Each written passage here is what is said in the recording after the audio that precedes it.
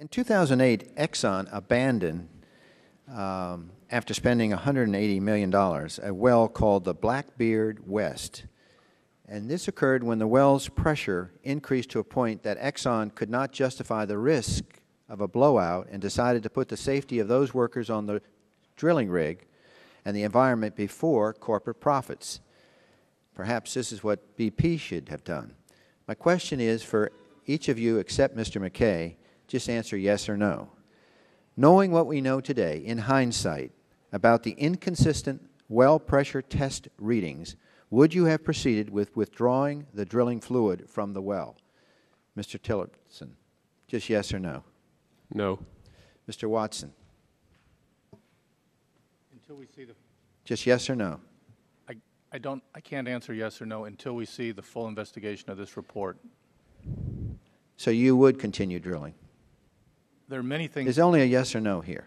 I'm just asking you, knowing what we do in hindsight about the inconsistent well pressure test readings, would you have proceeded with withdrawing the drilling fluid from the well? Just yes or no? Based on the information we've seen, no. Okay. Mr. Mulvihill? No.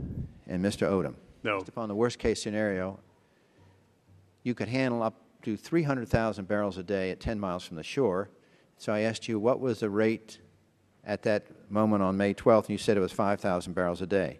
Do you still stand by that 5,000 barrels a day that you gave me on May 12th? Well, obviously that was not right on that day, but that was a unified command estimate. Okay, but you also testified this morning that your estimate went up to 14,000 barrels a day back on May 12th. You said internally BP was talking about 14,000 barrels a day. Is that correct? Not exactly. I said we had a range of 1 to 14 that we transferred to Did Unified you tell the Command. Unified Command that you thought it could be as high as 14,000? Yes, absolutely.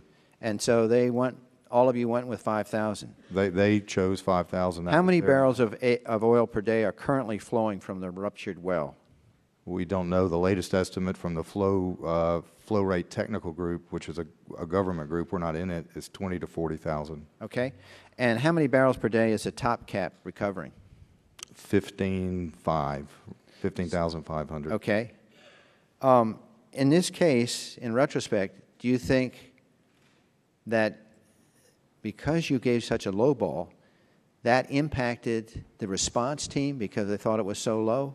No, I don't. Mr. Chairman, I just think that BP has low-balled this figure, and I think, and you know what, Mr. McKay, when the buck stop here means, you know, that you take full responsibility.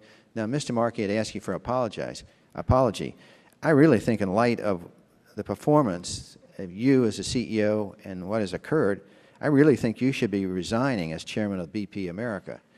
I mean, it's really outrageous that you sit here and tell us that you're going to punt to the Unified Command when we've had 11 people killed, we've had a huge environmental damage, and you're still sitting here as a CEO of BP.